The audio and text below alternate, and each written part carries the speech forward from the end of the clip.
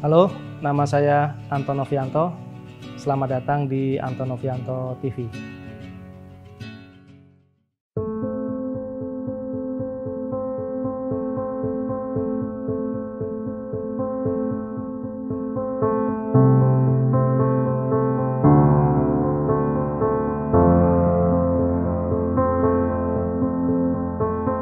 Jadi di video kita yang sebelumnya, video yang Mazda Rotary, itu banyak dari teman-teman yang menanyakan mengenai Om Turbo ya. Mungkin kangen kali ya. Kali ini kita akan hadirkan Om Turbo ke sini. Nanti kita akan ngobrol-ngobrol dengan beliau. Kita akan juga tanya mengenai aktivitas Om Turbo sekarang ini. Kemudian juga sejak kapan dan kenapa sih dia pakai nama Om Turbo. Tanya-tanya mengenai proyek-proyek mobil yang sudah dia lakukan seperti Xenia V8, kemudian BMW bermesin rotari, dan ya proyek-proyek yang lainnya. Oke, tetap saksikan video ini.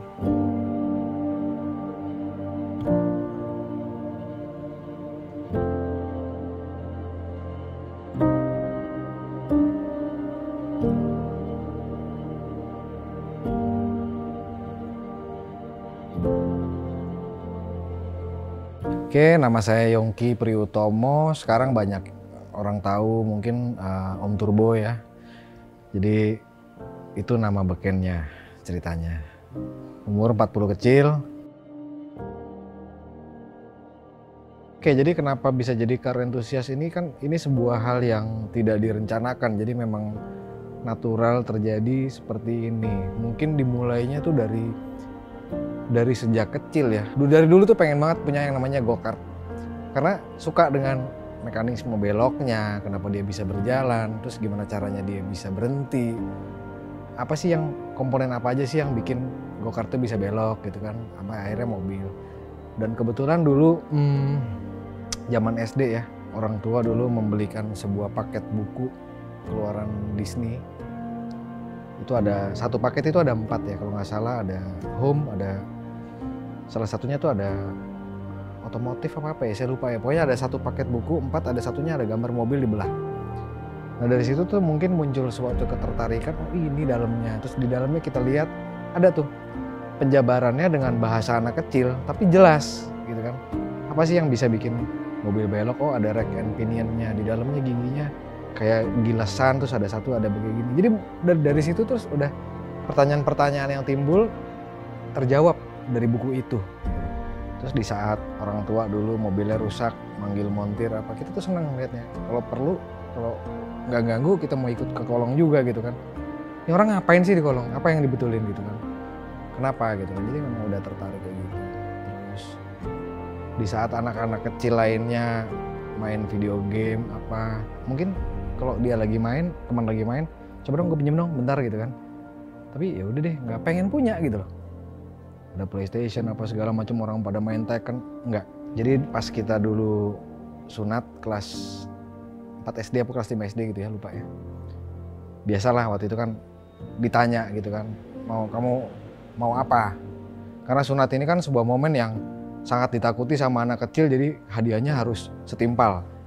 Dalam tanda kutip agak mahal gitu kan. Maunya apa? Akhirnya minta dibeliin radio kontrol yang engine berbahan bakar metano. Akhirnya kita pergi ke sebuah tempat di Blok M Plaza ya kalau nggak salah. Ada toko radio kontrol gitu. Terus saya minta yang engine, yang jualnya langsung bilang, "Bu, ini mainan ini bukan buat anak segede gini." Jadi ini mainan orang gede yang mungkin dia mikirnya ini mana bisa nyala ini juga. Ini kan susah, ada glow plug-nya, mesti masukin bahan bakarnya, di priming segala macam, mesti disetel. Fuel mixture screw-nya kayak gitu-gitu. Tapi ya nyokap udah tahu, maksudnya kita memang mainannya kayak gitu, ya udah biarin aja dibeliin. Sampai itu barang sampai detik ini masih ada. Sekalipun bodi polikarbonatnya udah pada pecah-pecah, itu masih ada. Karena emang suka gitu ya. Akhirnya ya begitulah, emang mainannya udah dari dulu kayak gitu. Jadi orang tua juga dulu kan emang ya kalau dibilang kaya mungkin enggak ya, cuman cukup berada gitu ya. Terus saya SMP, saya ulang tahun, dikasih hadiah. Mazda kotak. Mobil pertama saya tuh SMP kelas 2 nggak salah deh.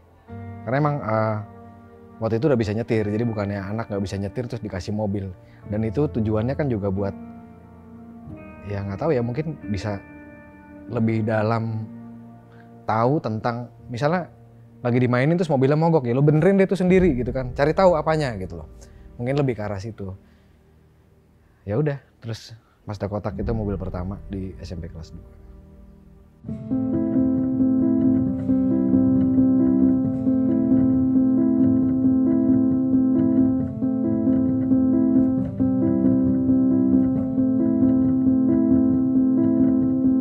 Nah ini mungkin ada sejarah, ada cerita juga ya. Jadi dari Mazda kotak itu, terus saya sekolah, dilihat bahwa mobilnya juga mungkin tidak membahayakan orang. Akhirnya kita dibikinin SIM sekalipun itu nembak gitu kan. Jadi mobil kedua saya itu adalah Fiat Uno 4 pintu.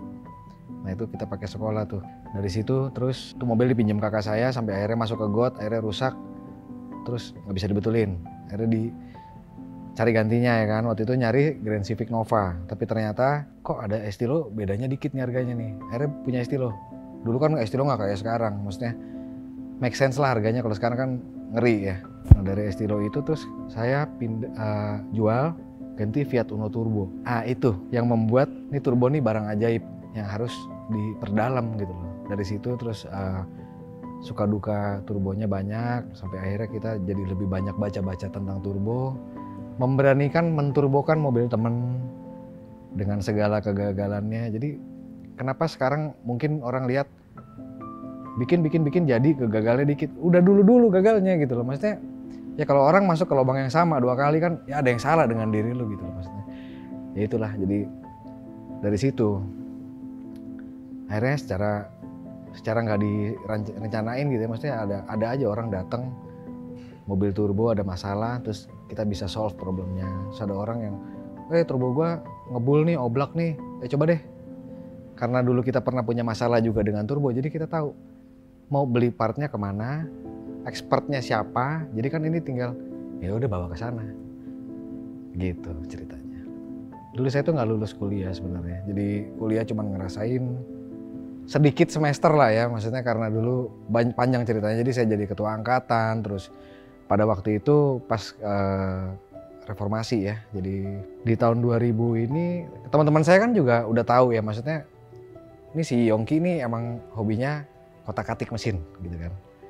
Terus ada teman yang bikin bengkel yuk, dan mereka juga mungkin punya sedikit modal untuk patungan. Akhirnya kita dulu bertuju patungan sewa sebuah tempat di Bintaro ya, di Pondok Betung, jadi sebuah bengkel lucu-lucuan gitu kan. Customernya juga nggak ada dulu, jadi mobil-mobil sendiri aja yang dibetulin ya dengan segala lucu-lucunya lah. Maksudnya ada yang dibetulin jadi tambah parah ya kayak gitu-gitu.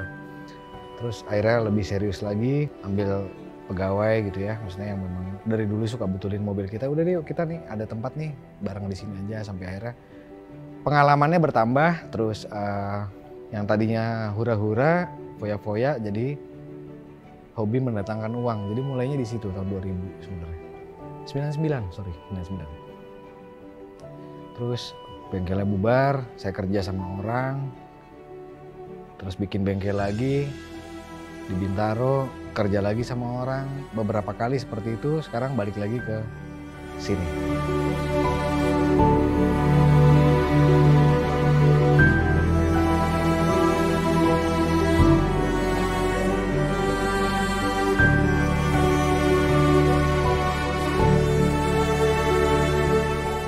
Oke, jadi nama Om Turbo ini kan nama sosmed ya, nama sosmed.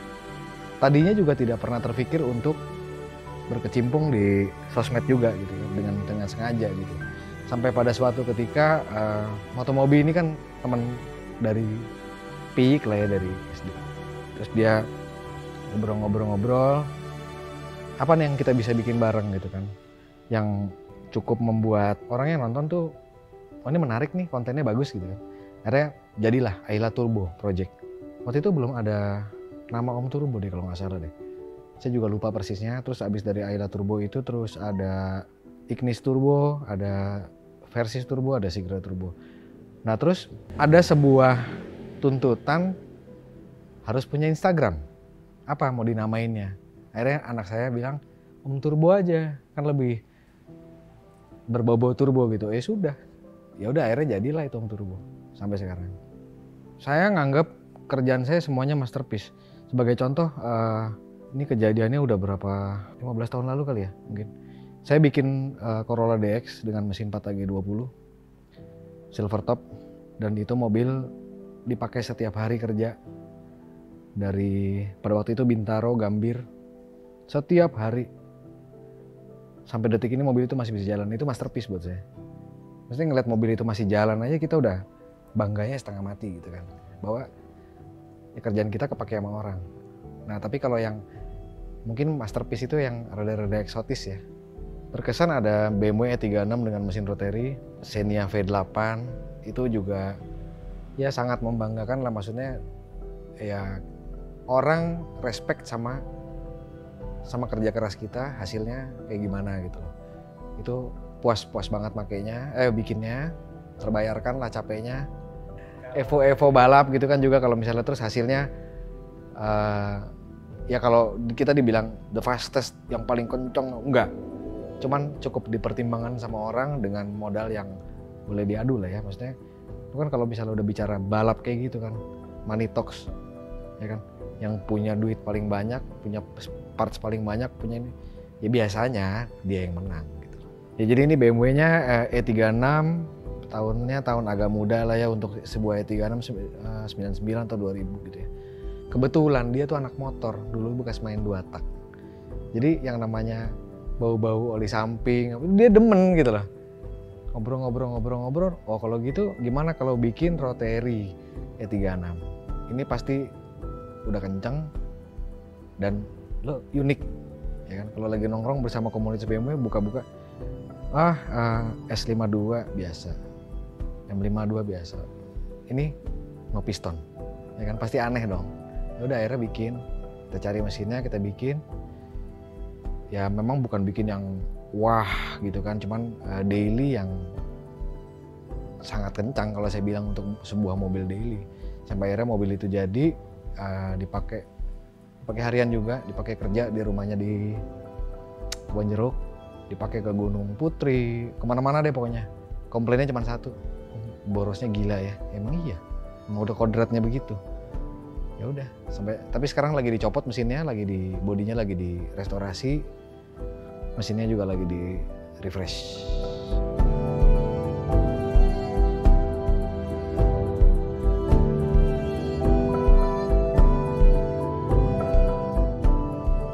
Kenapa bisa terus kerjasama dengan Daihatsu menjadi sebuah project seperti itu? Detail kontraknya apa segala saya nggak tahu ya kan, saya kan lebih ke arah teknisnya.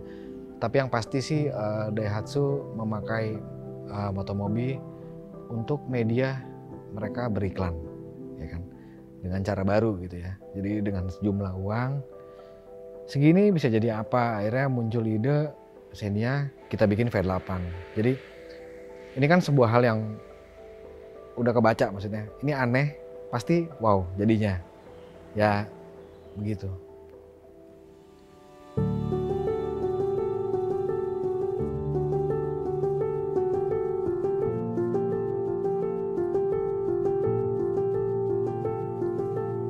Jadi intinya sih semua kerjaan swap itu kan susah ya. Apalagi ini mesinnya cukup besar, terus udah gitu bodinya cukup kecil, jadi kita harus banyak lakukan potong-potong bodi dan segala macam.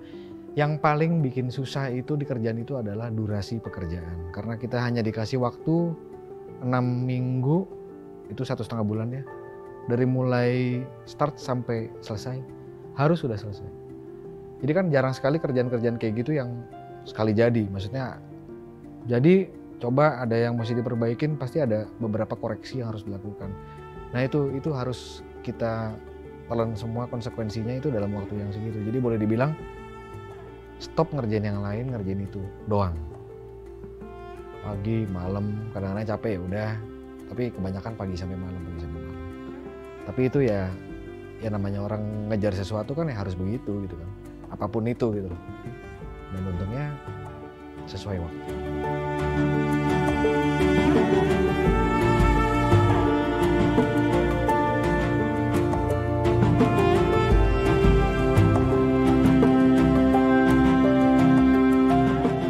Jadi sebenarnya gini, ketertarikan dengan mesin, semua mesin tertarik. Internal combustion engine tertarik. Jadi karena tertarik itu terus nyari tahu apa aja sih jenis mesin itu.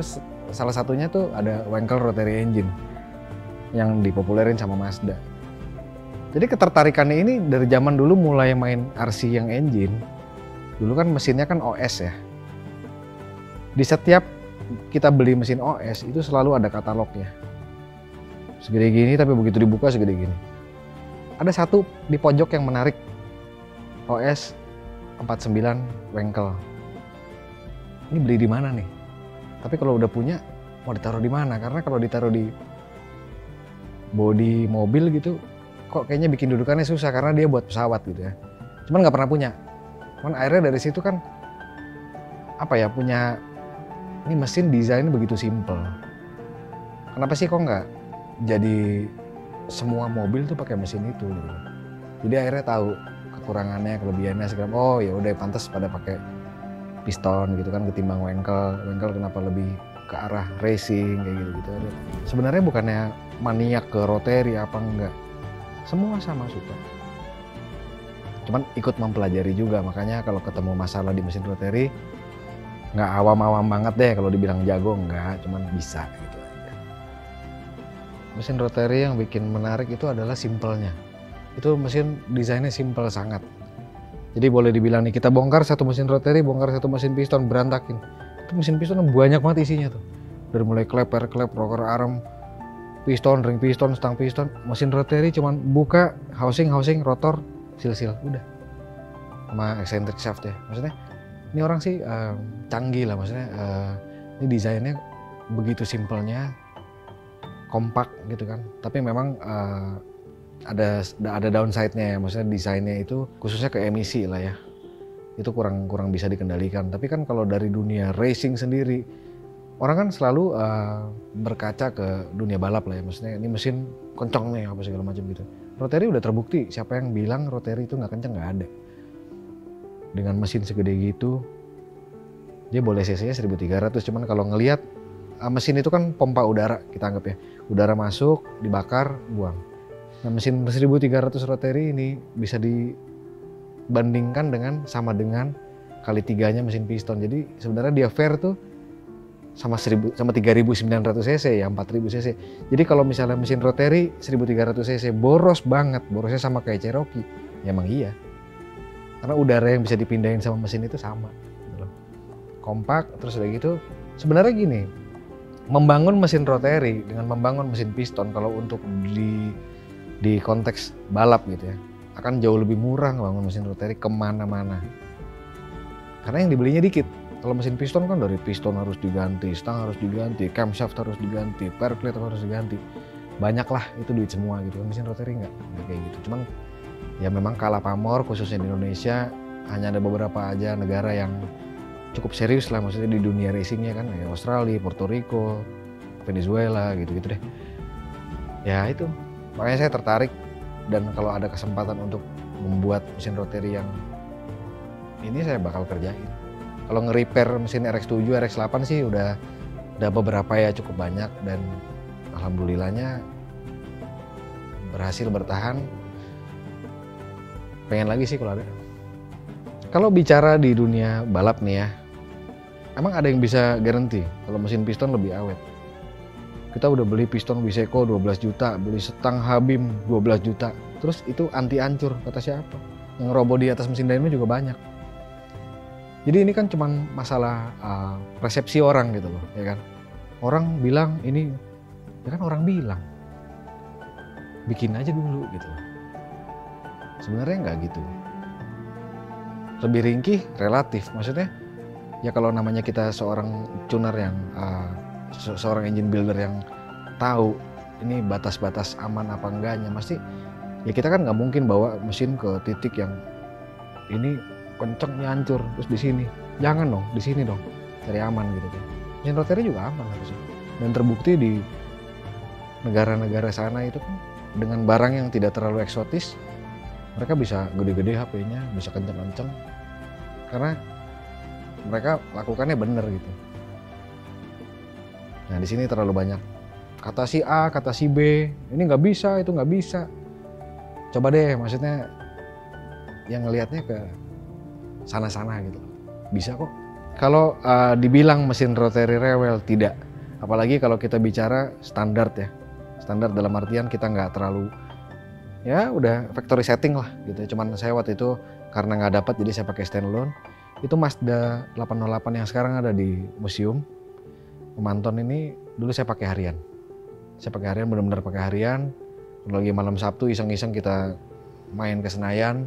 Pada waktu itu kan zamannya belum kayak sekarang, maksudnya sosial media segala macam juga masih belum. Jadi orang-orang tertentu aja yang tahu ini mobil tua 2 pintu, Bahenol apa sih gitu loh. Banyak yang lebih menganggap, ih mobil busuk apaan nih, kencang juga. Jadi di situ kita sekali keluar aja udah ada yang ngomongin, itu kencang juga tuh mobil siapa tuh. Dan itu ada balapan di Arta Gading, kita ikutan night race, pulang jalan, besoknya dipakai kantor. Terus yang bilang rewel siapa gitu loh. Mana buktinya rewel? Nggak ada. Baik-baik aja. Dan kalau saya lihat di Australia gitu kan, mereka kan suka ada jambore rutin, ada yang di kota tertentu.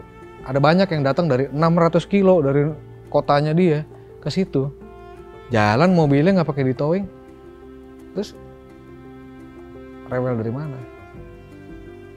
Nggak fair kalau dibilang. Udah gitu, sorry nih, orang Indonesia itu banyak yang mencibir. Ya kan, gampang sekali menjudge, menilai sesuatu. Nggak bisa. Tanpa dasar gitu ya. Jadi pada waktu saya bikin E36 Rotary, ada nyampe ke kuping saya bahwa mesin Rotary hanya bisa hidup dengan Haltech dan Microtech. Lain dari itu tidak bisa. Oh, apa iya? Jadi kebetulan yang saya pakai ini Megaskirt, memang ini entry levelnya untuk sebuah ECU ya. Dan di situ jelas tertulis applicable untuk Rotary engine.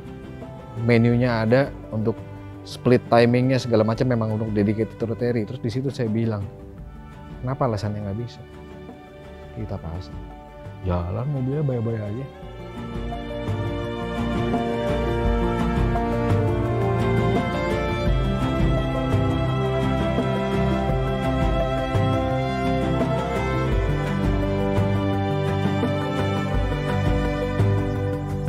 Kalau dibilang koleksi mungkin pengen sih mengkoleksi beberapa, cuman kan kondisi belum memungkinkan. Jadi kebetulan di rumah memang ada mobil yang sekarang sedang tidak berjalan. Kenapa? Karena dia nggak keurusan, tapi ini dibilang koleksi nggak juga, tapi dia punya cukup cerita, ya kan? Itu ada Volvo Station 145, mesinnya 1 GTE Supra. Itu mobil udah 3 kali jadi bangke, bangun lagi, jalan lagi, jogrok lagi, sampai sekarang sedang menjadi bangke dalam proses. Ya itu cukup ada sejarahnya lah ya. Termasuk sebenarnya sih 808 ini juga ada sejarahnya, tapi kan dia sudah di sini. Terus ada satu mobil lagi di rumah, ada Mercedes Viano van yang sedang tidak jalan juga karena ada beberapa hal yang rusak. Itu kalau dijual mungkin nggak seberapa, ya kan. Jadi saya putusin untuk jadi, ya udahlah, jadi koleksi aja gitu kan. Sama ada Corolla, saya diesel, dibilang antik-antik banget enggak, cuman ini mobil fun to drive. Udah gitu sama dompet tuh bersahabat banget. Karena dia diesel ya, jadi 100.000 itu udah seminggu kali saya pakai itu mobil 100.000.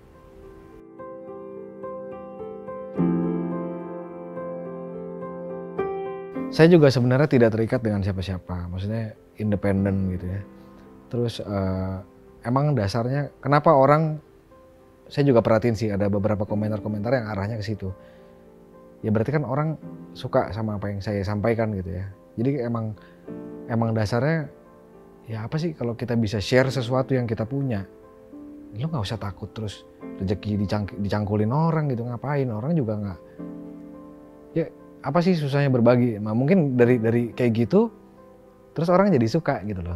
Pengen sih, maksudnya pengalaman yang kita punya, maksudnya kalau ada problem ini terus baiknya begini, jangan begitu. Sebenarnya pengen di-share di sebuah wadah gitu ya. Terus kegiatan sehari-hari mungkin lagi ngerjain sesuatu yang agak menarik, itu bisa dijadikan sebuah konten, pengen sih. Pengen. Jadi bukannya terus tujuannya mau cari duit di YouTube mungkin gitu ya. Ya kalau misalnya memang nantinya dapat duit ya itu berarti alhamdulillah, bonus ya kan. Tapi emang pengen sih sebenarnya.